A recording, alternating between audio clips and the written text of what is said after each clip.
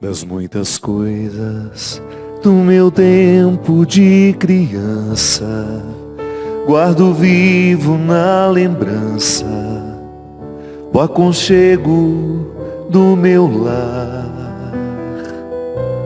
No fim da tarde, quando tudo se aquietava, a família se ajuntava lá no alpendre a conversar. Meus pais não tinham nem escola e nem dinheiro.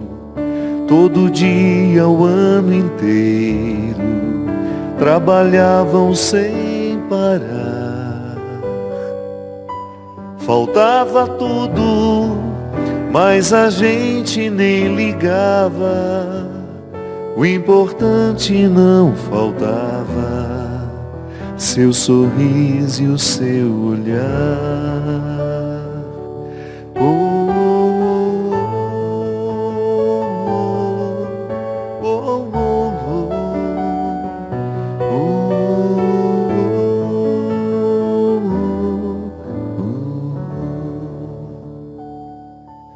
Eu tantas vezes vi o meu pai chegar cansado, mas aquilo era sagrado.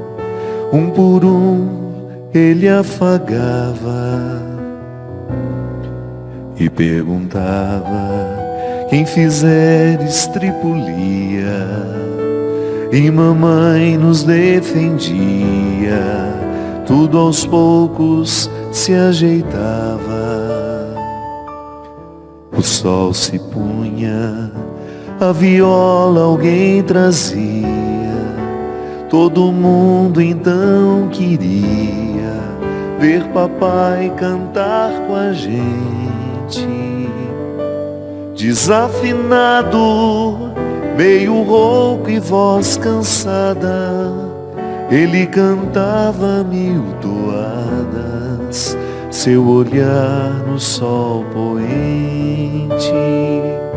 Oh, oh, oh, oh, oh.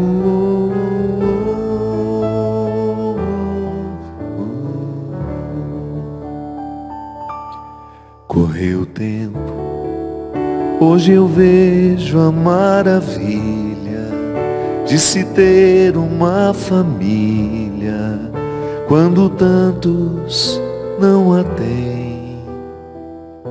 E agora falam do desquite ou do divórcio. O amor virou consórcio, compromisso de ninguém. E há tantos filhos que, bem mais do que um palácio, gostariam de um abraço e do carinho entre seus pais. Se os pais amassem, o divórcio não viria. Chamam isso de utopia. Eu a isso chamo paz.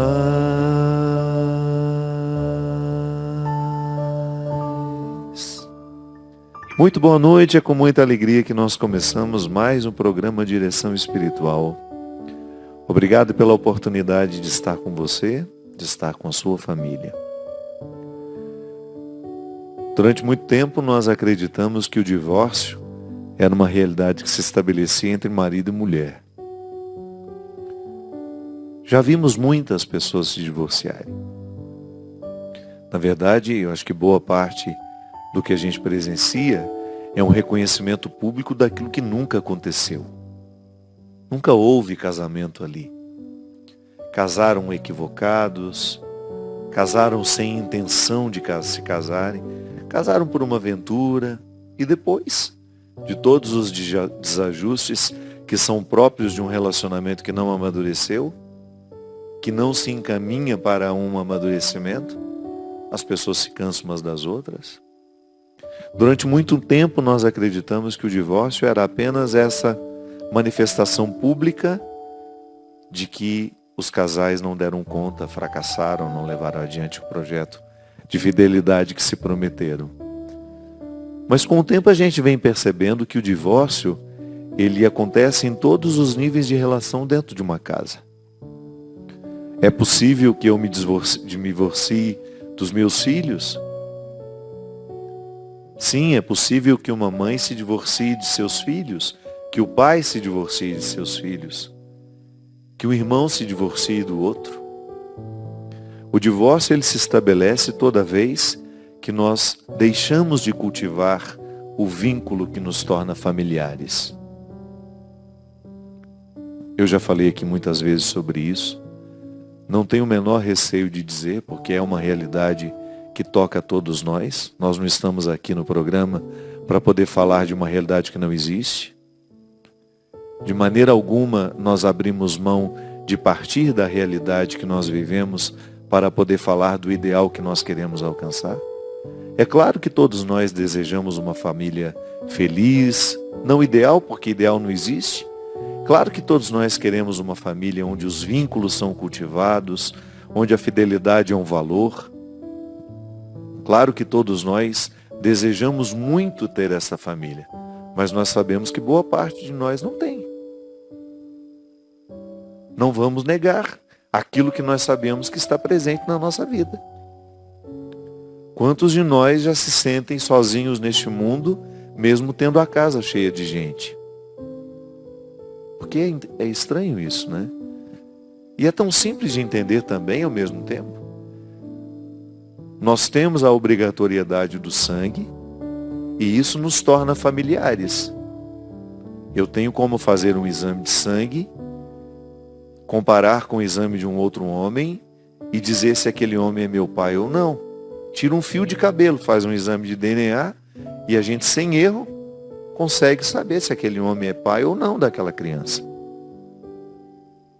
Só que há uma outra forma de ser pai, de ser mãe, de ser familiar, que não passa pela obrigatoriedade do sangue.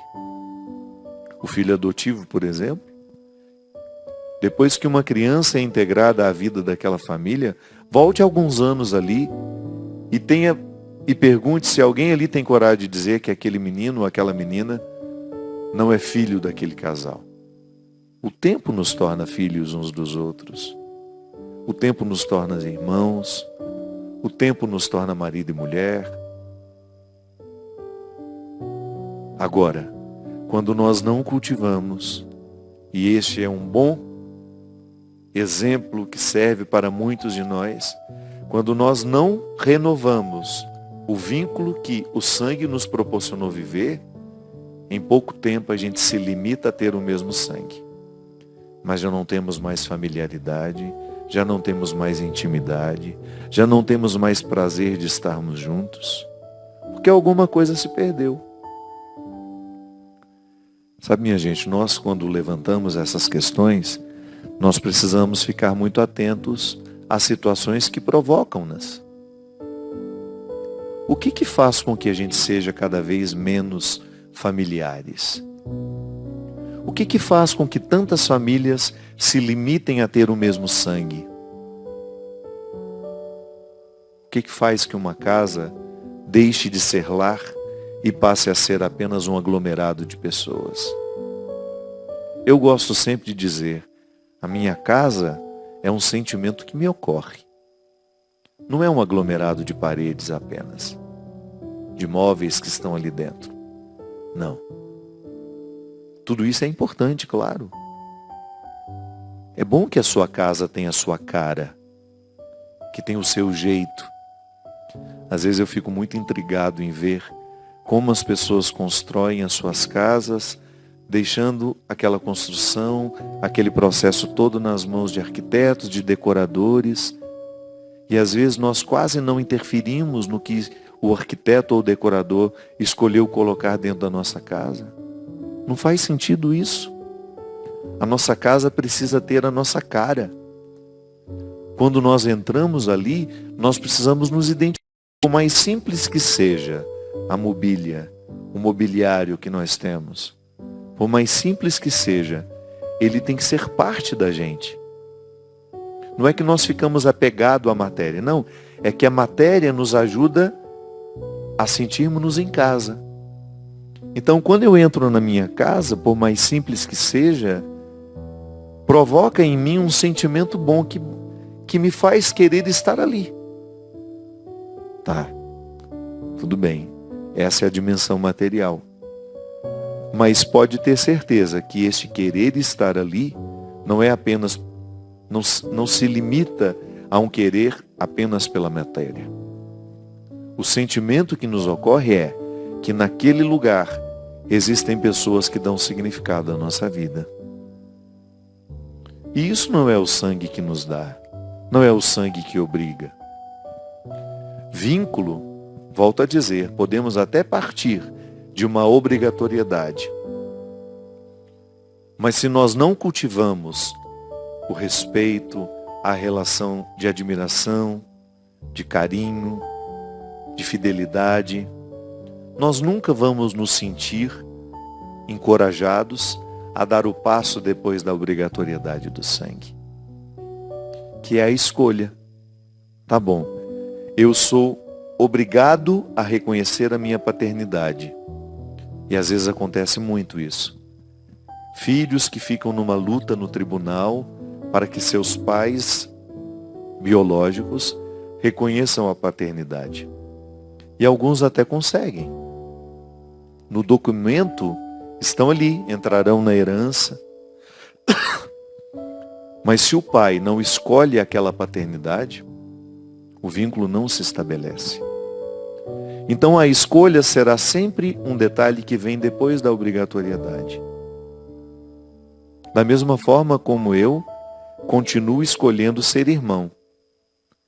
Se por motivos de decepção, de acontecimentos que às vezes escapam do nosso controle, cria-se uma indisposição entre mim e meu irmão, se eu deixar de escolher reconhecê-lo como meu irmão, em pouco tempo ele se torna apenas um conhecido, um parente, como costumamos dizer. Da mesma forma como nós também temos amigos que nós trazemos para a nossa vida, esses amigos não estão vinculados a nós pela obrigatoriedade do sangue. Não há nenhuma obrigação, mas a gente escolhe cultivar aquela pessoa na nossa vida. E a escolha, quando ela vai sendo intensificada, quando nós vamos buscando aprofundar o vínculo com aquela pessoa, o amigo se torna mais que um irmão. E não sou eu que estou inventando isso, não.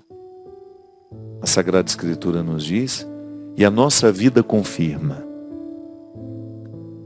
Sem medo de errar, você que agora me assiste, já experimentou ter com alguns amigos uma intimidade, uma alegria que talvez você não tenha nem mesmo experimentado com seus irmãos de sangue.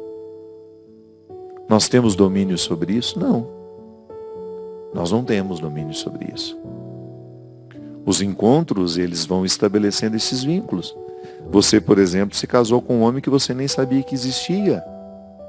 Olha que responsabilidade. Você escolheu ter os seus filhos com este homem. Você escolheu ter a sua continuidade com essa mulher. Olha como é importante saber escolher. Ainda essa semana eu tenho falado muito sobre a ambiência afetiva. Tenho falado no meu Instagram, no meu Twitter. Porque eu acho importante a gente pensar nisso. A qualidade da nossa vida depende da nossa ambiência afetiva. E o que é a ambiência afetiva?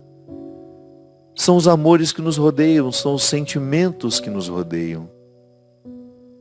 E as pessoas despertam em nós esses sentimentos. Por isso nós vamos ficar muito atentos. O que o outro está provocando em mim? O que o outro está despertando dentro de mim? Ele me desperta coisas boas ou ele me desperta coisas ruins?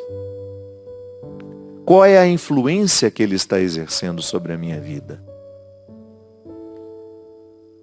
Tenho falado muito sobre isso. Um homem casado que quiser continuar fiel à sua esposa e a seus filhos, ele tem que ser muito honesto com os companheiros que ele tem na vida, com as pessoas que se dizem amigas. Aonde essas pessoas e esses companheiros lhe levam? O que eles despertam em você? Eles reforçam o seu desejo de ser fiel à sua esposa e aos seus filhos, ou eles fragilizam a sua fidelidade?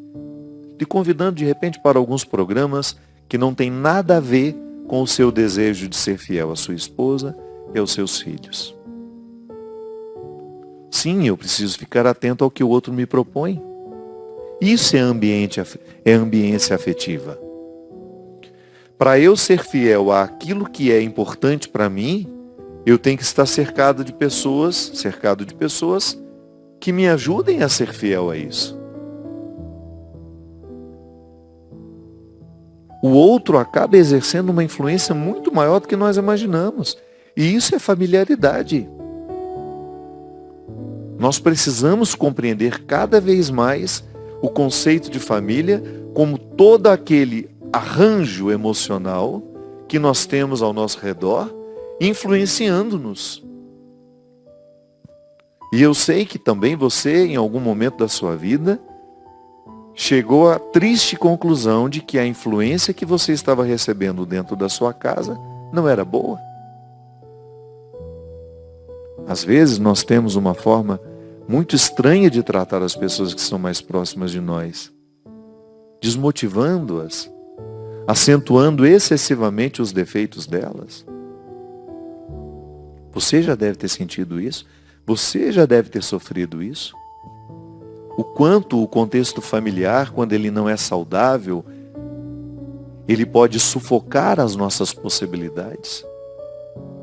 Eu que venho de um lar que enfrentou muito o problema do alcoolismo, eu sei dizer o quanto o alcoolismo fez mal à minha casa. E o quanto continua fazendo naqueles que ainda não fizeram um pacto com a verdade, que é olhar no espelho e dizer para si mesmo: eu sou alcoólatra, eu preciso de ajuda. Não adianta eu dizer. Somente depois que eu reconheço que o problema está em mim, é que eu começo a ser favorável ao meu desenvolvimento. Mas você que também talvez tenha sofrido o mesmo que eu, sabe perfeitamente o quanto um pai alcoólatra, um irmão, uma mãe, podem provocar feridas profundas dentro de nós, sobretudo quando somos crianças e ainda não temos a capacidade de nos proteger de tudo isso. Sim, porque uma criança, ela ainda não tem os filtros da proteção. Eu gosto sempre de salientar isso. Na lida com seus filhos, cuidado com aquilo que você vive na frente deles. Eles ainda não têm o filtro da maturidade. Eles ainda não estão emocionalmente fortes para poder presenciar algumas coisas. Então, às vezes, o nosso lar, da mesma forma como a televisão coloca, esse programa não é permitido para menores de 18 anos, lamentavelmente nós precisamos reconhecer que às vezes as nossas casas, a forma como nós vivemos dentro delas, o que nós dizemos uns aos outros, é tão impróprio também para um menor de 18 anos. Mas como não há lei para proibir isso, né? Nós estragamos as pessoas dentro das nossas casas. Quantos filhos e filhas estão sendo estragados pela irresponsabilidade de seus pais, que não se atentaram que depois que a gente se casa, as nossas escolhas precisam ser coerentes com aquilo que a gente escolheu, que é se casar. Depois que a gente se casa e põe um filho no mundo, você tem que ter muito mais responsabilidade sobre o seu comportamento. Porque você está educando essa criança que lhe observa. Aí depois vira um marginal, um assassino, a gente não sabe por quê. Às vezes os nossos filhos caem tão cedo na criminalidade, na prostituição socializada, nas drogas, porque nós não sabemos. Mas talvez a gente tenha negligenciado o exemplo que dávamos a eles. É como um pai fumante, a mãe fumante, dizer ao filho que não fume. Que autoridade eu tenho como pai, como mãe, de negar que meu filho, ou propor, né? Porque enquanto ele é menor, você tem autoridade sim de negar. Dizer não vai fumar, pronto e acabou. Mas dificilmente essa criança vai entender que não fumar é uma questão inteligente. É proteger-se. É proporcionar mais saúde ao corpo. E eu me lembro, minha gente, uma das coisas mais bonitas que eu vivi com meu pai foi justamente uma vez que meu pai sempre foi um homem muito bom, sempre. O problema dele é quando bebia uma pinga. Virava outra pessoa. Num primeiro momento muito mais amoroso. O meu pai, quando ele estava alcoolizado, a primeira fase do álcool nele era deixá-lo à flor da pele. Então ele abraçava a gente, ele beijava a gente, coisa que ele não fazia quando estava sóbrio. Meu pai era muito sério, muito silencioso. E às vezes as demonstrações de amor que eu tinha do meu pai e as falas mais eloquentes dele era quando ele estava alcoolizado. Mas a segunda fase do alcoolismo do meu pai era sempre um tom agressivo que vinha. As 2 primeiras horas ele ficava carinhoso, depois ele ficava agressivo. E a minha mãe muitas vezes sofreu com essa agressividade. Então, eu me lembro que numa segunda-feira, depois, porque o fim de semana era sempre muito difícil para nós. De maneira especial para mim, que eu era o caçula, né? Os meus irmãos saíam, as minhas irmãs saíam, ia passear. Ficava eu e minha mãe. Acho que é por isso que eu e minha mãe temos uma ligação tão bonita, tão delicada, de tanta cumplicidade. Porque eu via o sofrimento dela. E eu ali, um menino de 5, 6 anos, já ajudando, de alguma forma, a segurar aquela mulher. E eu me lembro que numa segunda-feira, depois daquele final de semana terrível que a gente teve, eu tremendo, com muito medo, eu me aproximei dele e perguntei se ele me amava. E ele imediatamente ficou engasgado, disse que sim. E eu falei para ele, se pelo amor que ele tinha por mim, ele era capaz de parar de beber. Ele não me respondeu. Ele chorou. E eu me lembro que a partir daquela conversa, o meu pai começou a colocar, acho que na pauta da vida dele, a possibilidade de pensar nos outros no momento em que ele servia o primeiro cálice de cachaça. Ele entrou no AA, que aliás é um grupo que eu reforço sempre a importância dele na nossa sociedade, que é o grupo dos Alcoólicos Anônimos, que é uma ajuda psicoterapeuta maravilhosa, de testemunho, de irmão que vai em busca do outro. Eu me lembro que os companheiros de AA do meu pai eram completamente diferentes dos companheiros de bebedeira. Eles chegavam lá em casa para resgatar o meu pai, ao passo que os outros chegavam para trazer a destruição. Para os convites que fragilizavam o meu pai como homem. Claro que meu pai era livre para escolher qual dos 2 grupos ele queria acolher. Mas quando a fragilidade e o vício está estabelecido dentro de uma pessoa, é claro que ela vai reagir àquele que propõe o alimento do vício. Mas à medida que os companheiros de AA, e a gente se sentia tão aliviado quando eu, pelo menos, o que salvou meu pai foi o Sebastião, marido da tia Ló, a mesma mulher que me salvou. Eu me lembro direitinho do Tião descendo a rua, indo lá em casa, incentivando meu pai a ir participar das reuniões. Meu pai, num primeiro momento, reticente, não gostando muito da história, mas muito educado. Meu pai sempre foi um homem muito polido, muito educado. Não, eu vou sim, vou participar um dia. E adiou muitas vezes essa primeira participação dele. Mas um dia o Tião venceu os amigos da bebedeira. E meu pai venceu o álcool. E naturalmente transformou as influências dentro da nossa casa. Então, às vezes, é uma pessoa com a sua atitude que destrói a ambiência afetiva da família. Quantos filhos perdidos nas drogas retiram os sossegos dos pais?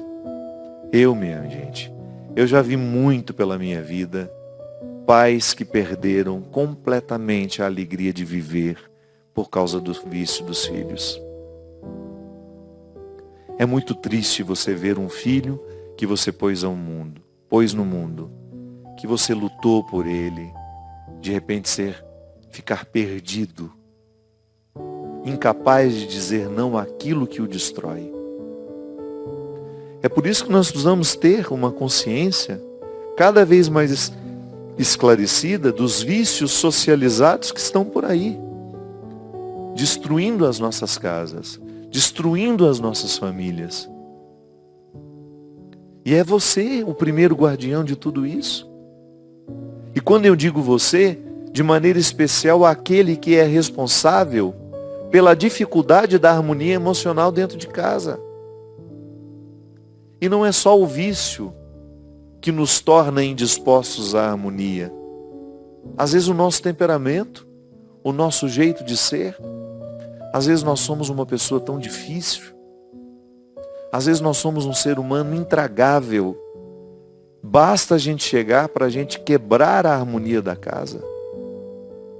Então não é só vícios que nós podemos ser encontrados em maços de cigarros, em cigarros de maconha, cocaína, crack, todas as outras drogas, muito comuns hoje também no uso de remédios. Quantos amigos meus enfrentando dificuldade com seus filhos viciados em remédios? Também nós precisamos passar no crivo da reflexão o nosso jeito de ser, o nosso temperamento, os nossos excessos, os vícios emocionais que nós temos, de às vezes viver colocando defeito no outro, de não acreditar que o outro possa ser capaz de mudar. Nosso pessimismo, quantas vezes, minha gente, o nosso pessimismo influencia negativamente os nossos filhos. Eu sei que a gente não faz uma faculdade para ter filhos, não há um curso preparatório, é na lida que você aprende a ser pai e mãe. E às vezes o filho chegou já, o casamento já foi porque estava grávida, não deu nem tempo de vocês aprenderem a ser marido e mulher, já precisaram aprender a ser marido e mulher e mãe e pai. Isso é um desastre. Eu sei que as nossas edificações familiares não são pautadas a partir dos caminhos que deveriam ser os corretos. Então, às vezes, nós vamos de forma muito atropelada, sendo pai, sendo mãe. Então, nós precisamos tomar muito cuidado para que os nossos vícios emocionais, do nosso caráter, da nossa personalidade, não sejam passados para os nossos filhos. Volto a dizer, não deu tempo de se curar para ter o filho, mas faça um esforço a partir do momento que você põe um filho no mundo. Preste bastante atenção no que você está transmitindo para esta criança. Se é positivo o que você está ensinando. Se o que você está vivendo diante dela contribui para a maturidade emocional dessa criança, para a harmonia do lar. O Padre Zezinho fala que para muitos isso é uma utopia, mas não é para nós que somos cristãos. Porque o cristianismo é uma arma suficiente para nos transformar. Volto à conversa que eu tive com meu pai. Se eu não sou capaz de mudar a minha vida por amor àqueles que eu coloquei no mundo, eu preciso questionar o amor que eu digo ter pelos que eu coloquei no mundo. Se você sabe que as suas escolhas infelizes, eu não estou falando dos detalhes da sua personalidade que a sua mãe não gosta. Não estou falando disso. Nós temos a liberdade de ser quem somos. Eu estou falando é daquilo que lhe destrói. Estou falando é de tudo aquilo que nós sabemos que é nocivo para nós. Se eu, como filho, sei que o meu comportamento, o meu jeito de ser está destruindo o coração da minha mãe, se eu tenho amor por ela, eu vou fazer de tudo para me livrar desses vícios. Não quero destruir o coração da minha mãe, então vou fazer de tudo para podar dentro de mim aquilo que é um obstáculo na minha relação com ela. E isso, minha gente, nós fazemos toda vez que nós precisamos fazer, toda vez que nós queremos que um relacionamento dê certo. Nenhum relacionamento está imune a terminar, a acabar. Nenhum amor está preservado para ser eterno. Ele será se a gente optar por ele todos os dias. Se nós escolhermos amar aquela pessoa com quem a gente se casou, nós teremos um dever de casa para fazer. Se eu escolho amar os amigos que eu construí ao longo da minha vida, eu tenho um dever de casa para fazer com eles. Se eu escolho amar os filhos que eu coloquei no mundo, eu tenho uma dinâmica diária a ser cumprida para que o amor seja efetivamente mantido. E ele evolua, porque o amor de ontem não serve para hoje. O amor de hoje não servirá para amanhã. O amor não é um recurso estocável. E nem tampouco podemos amar por procuração. Não. A gente ama estando presentes. Nós amamos estando presentes. É através do vínculo. É através da construção consciente desse vínculo que pode sim ser para a vida toda, se estivermos dispostos a fazer a vida toda acontecer agora.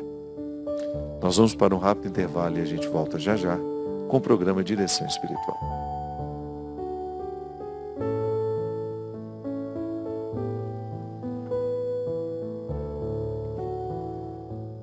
Estamos de volta com o programa Direção Espiritual. Muito obrigado pela sua companhia. Obrigado pela divulgação que você faz.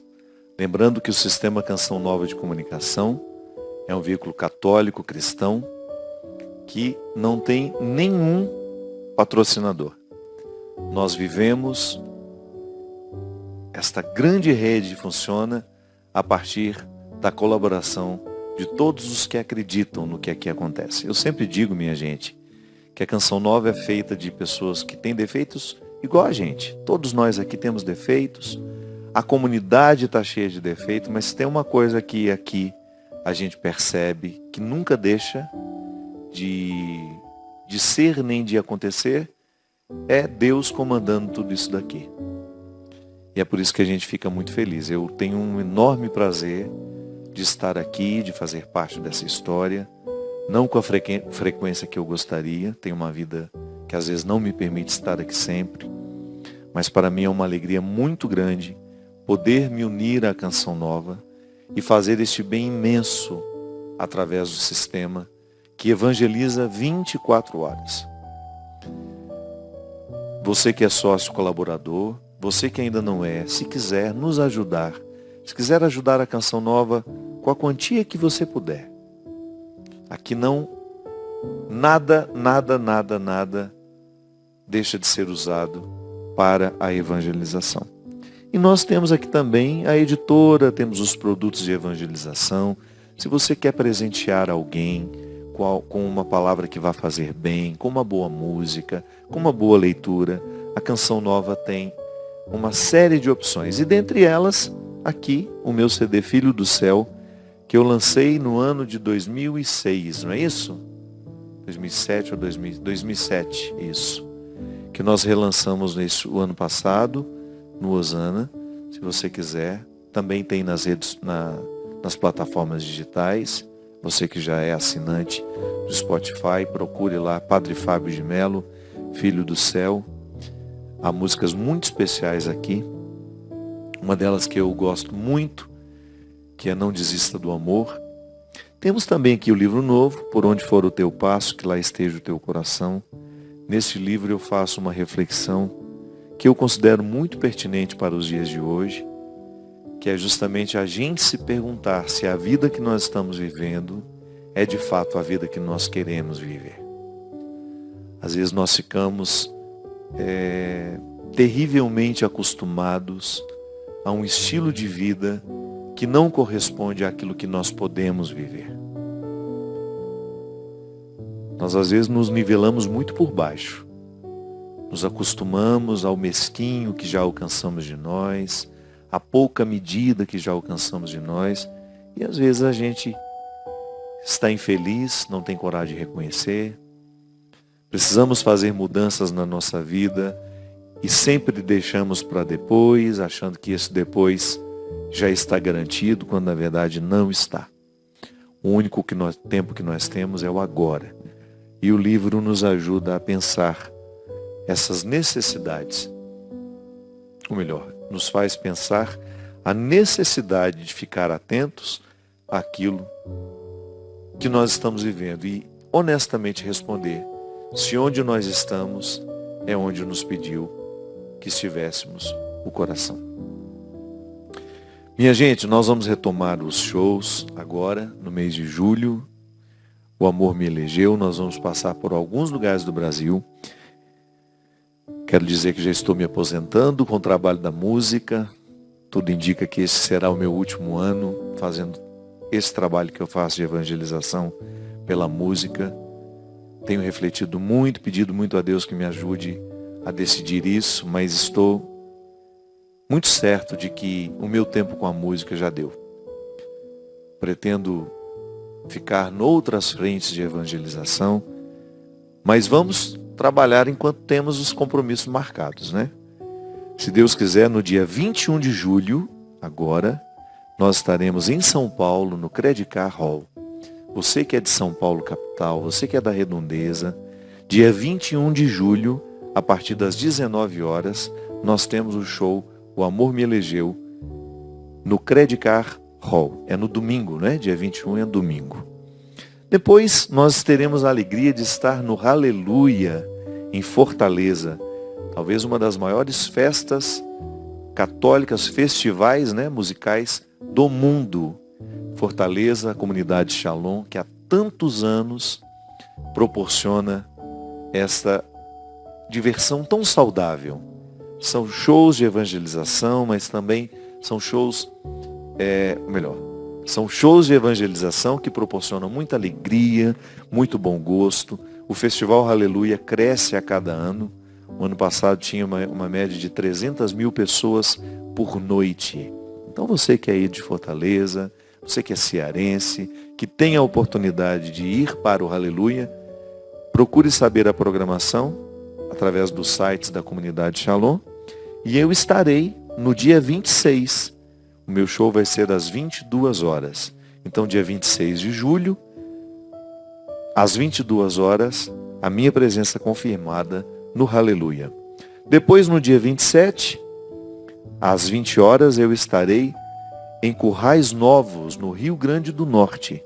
Dia 27 de julho, então, às 20 horas, em Currais Novos, no Rio Grande do Norte. O local é do Rei Casa Show. Depois, no dia 28 de julho, eu estarei na área externa do Parque de Exposição Dr. Emídio Cavalcante, em Limoeiro, no Pernambuco. Então, dia 28 de julho, terei a oportunidade de estar pela primeira vez na cidade de Limoeiro, no Pernambuco. O show é mais cedo, às 18 horas. Nós contamos com vocês. Então, dia 21, Credicar Hall. Dia 26, Fortaleza. Dia 27, Currais Novos. E dia 28, em Limoeiro. E não está aqui na minha agenda, mas no dia 23, eu estarei com a minha querida amiga Elba Ramalho, num projeto novo que nós fizemos. Nós vamos fazer alguns shows este ano pelo Brasil, eu e Elba. O primeiro show no dia 23 de julho é no Rio de Janeiro, no Oi Casa Grande. Então você é nosso convidado para estar conosco. Se você entrar também na agenda na casa do teatro Oi Casa Grande, você vai ver que no dia 23 de julho, eu e Elba Ramalho estaremos lá. Se você ainda não escreveu, ainda dá tempo, nós temos algumas vagas, não são muitas mais, para a nossa peregrinação na Itália. Para quem não sabe, eu faço este trabalho de evangelização também com a Canção Nova, em parceria com a Obra de Maria. Nós temos roteiros espirituais. E em outubro, nós vamos sair no dia 1º de outubro. Nós vamos já começar o mês embarcando para Milão. Faremos uma viagem muito bonita pela Itália. Terminaremos em Roma no dia 12 de outubro. Você é o nosso convidado. Ligue, descubra como é que você faz para estar conosco nessa peregrinação de outubro, de 1º a 12 de outubro. É uma oportunidade que você tem de fazer uma viagem cultural de muito bom gosto. Nós vamos passar pelos lugares mais importantes da Itália e ao mesmo tempo fazer um retiro espiritual comigo, numa agradável convivência, com missas todos os dias, com as nossas reflexões. Então a gente alimenta o corpo, alimenta a mente com cultura e espiritualidade. Cleuber, boa noite. Muito obrigado pela sua presença, meu querido. Christian, mais uma vez, não estando presente, não sabemos, só Deus sabe, só Deus e a Virgem sabem por onde aquele menino está veraneando. Nós todos aqui no frio, ele deve estar no verão da Europa. Fino como ele é. Tenho aqui um e-mail de uma questão que é muito recorrente aqui. Muitas pessoas pedindo uma reflexão sobre isso. Padre Fábio, eu tenho 40 anos, uma filha de 7 anos que mora comigo, e eu estou num relacionamento com uma moça que tem apenas 20 anos. Já conversamos sobre a diferença de idade. Já li muitas coisas sobre diferença de idade, vi os prós, os contras de um relacionamento com tanta diferença. Mas o que o senhor pode me aconselhar? Sua sabedoria tem me ajudado. Meu filho, primeiro que não existe regra, né? O amor pode acontecer nas mais diversas fases da nossa vida. O que você precisa equalizar é que às vezes um homem de 40 anos já está no momento da vida com expectativas completamente diferentes de uma menina de 20. Eu acho que a diferença de idade só é um problema quando você não tem essa equalização das expectativas do que nós esperamos viver. Eu já acompanhei casos, por exemplo, de uma pessoa com 28 anos casar-se com um homem de 50 e poucos. Não é nenhum problema, desde que as expectativas estejam adequadas, equalizadas. O homem já não queria mais ter filhos. A mulher ainda não tinha sido mãe e tinha um forte desejo de ser. Como é que vai fazer? Como é que resolve esse impasse? E o que você precisa também ter maturidade para entender é que o tempo às vezes pode ir causando ainda mais abismos entre você e a pessoa. O amor, para acontecer, ele precisa de pontes. Nós precisamos ter situações em comum, né?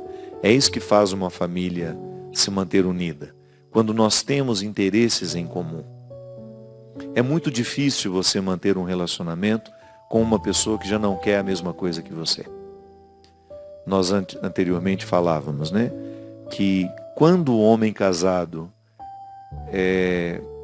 começa a ter amizades que o retiram de seu núcleo de um homem casado, o casamento pode ir por água abaixo por causa das influências das pessoas. Sim, porque se de repente, naquele momento da vida, você começa a ter expectativas muito diferentes da sua esposa, vai ser difícil manter o vínculo com ela. A mesma coisa o contrário. Se você, como mulher, aos 50 e poucos anos de idade, começa a sair com as menininhas de 20, e o seu marido não entra no grupo, não entra na história, daqui a pouco você pode desenvolver interesse por uma outra pessoa e você começa a abrir portas para ter situações que de repente você não tenha como depois controlar. O que faz com que os relacionamentos durem é justamente quando eles começam a construir questões em comum. Por exemplo, um casal que já está há 20 anos juntos e ainda não tem filhos.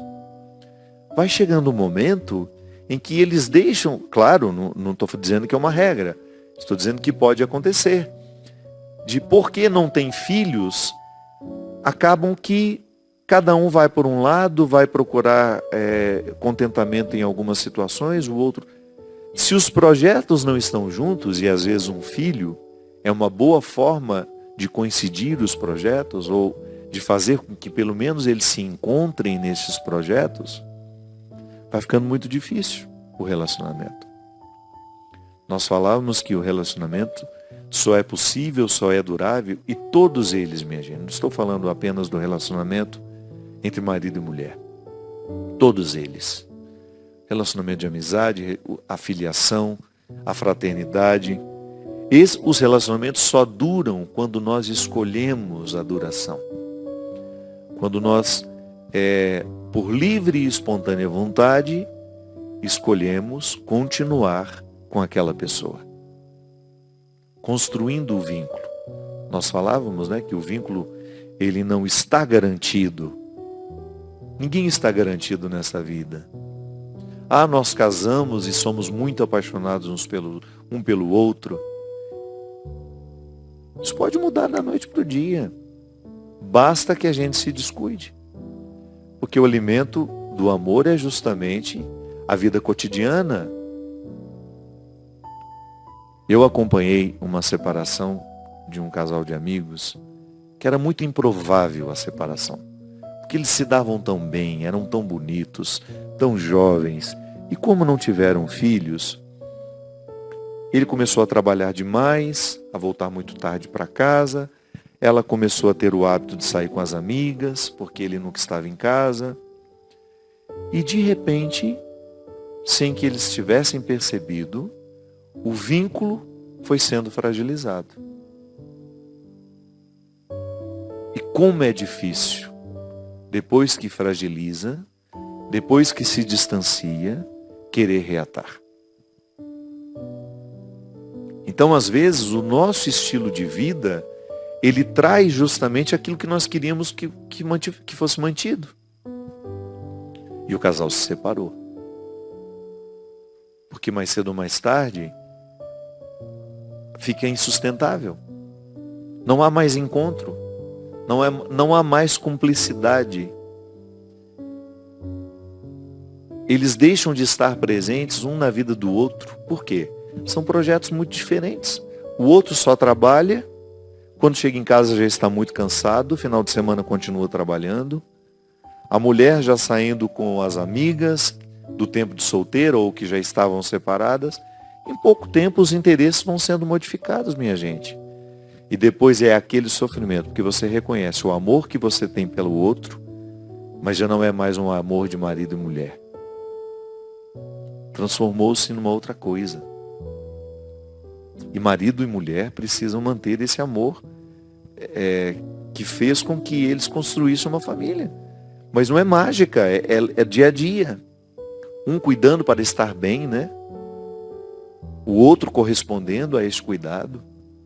Sim, quanto mais tempo você conseguir ser bonita, lute para ser. Vai chegar um momento que não vai ter muito recurso. Você também. Às vezes um homem se casa, a barriguinha vai crescendo, ele vai ficando relaxado. Em pouco tempo. Os câmeras estão tudo passando a mão na barriga aqui. Em pouco tempo. Claro, é bom que o marido continue atraente para a sua esposa. Faça lá o seu trabalho com o seu corpo, com a sua saúde. É uma forma de você continuar dizendo para ela, olha, eu me cuido para você. E a mulher a mesma coisa. Retomar o romantismo que às vezes vai ficando deixado de lado. O romantismo acende o coração, minha gente. pequenos gestos no dia a dia, na relação, um bilhetinho que você deixa. Mulher é tão sensível para isso, homem também é muito sensível para isso, para essas pequenas manifestações de afeto que vão construindo. Enfim, não há fórmula mágica, não há nenhuma fórmula que nós podemos dizer aqui, funciona, é assim, assado. Não. Cada um, na lida dos seus amores, na lida com os seus amores, com os seus vínculos, vai descobrindo aos poucos como fazer para que esse vínculo seja duradouro. E eu desejo do fundo do meu coração que você acerte o passo. Que você seja capaz de perceber se você não está colocando o seu casamento em risco com aquelas amizades, com aquelas escolhas. Seja honesto. Olhe para a família que você construiu. Não troque essa família por uma paixão que não vai, definitivamente não vai lhe fazer um homem mais feliz. Cuidado com o fogo da paixão. Ele pode lhe dar aquela ilusão de que você não gosta mais da sua esposa. Gosta sim. O que você está é iludido pela outra possibilidade. Dê tempo. Tenha paciência com você. Equalize esse sentimento. Olhe para os seus filhos, olhe para a casa que você construiu. Redescubra o prazer de estar ali com eles. Redescubra o prazer de viver em família. Você que é irmão, que é amigo, eu não sei qual é o vínculo que hoje você precisa passar no filtro da reflexão.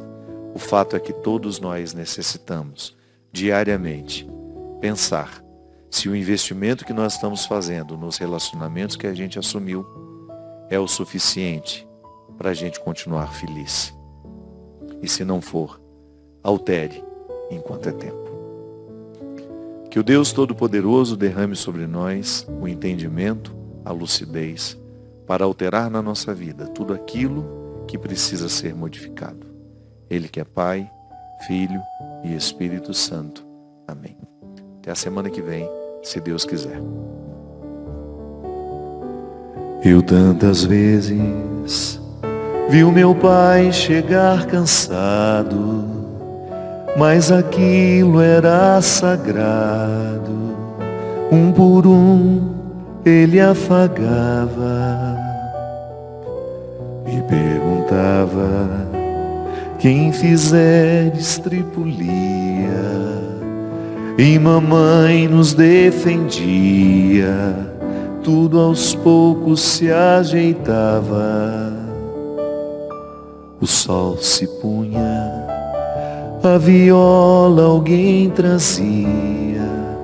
Todo mundo então queria ver papai cantar com a gente.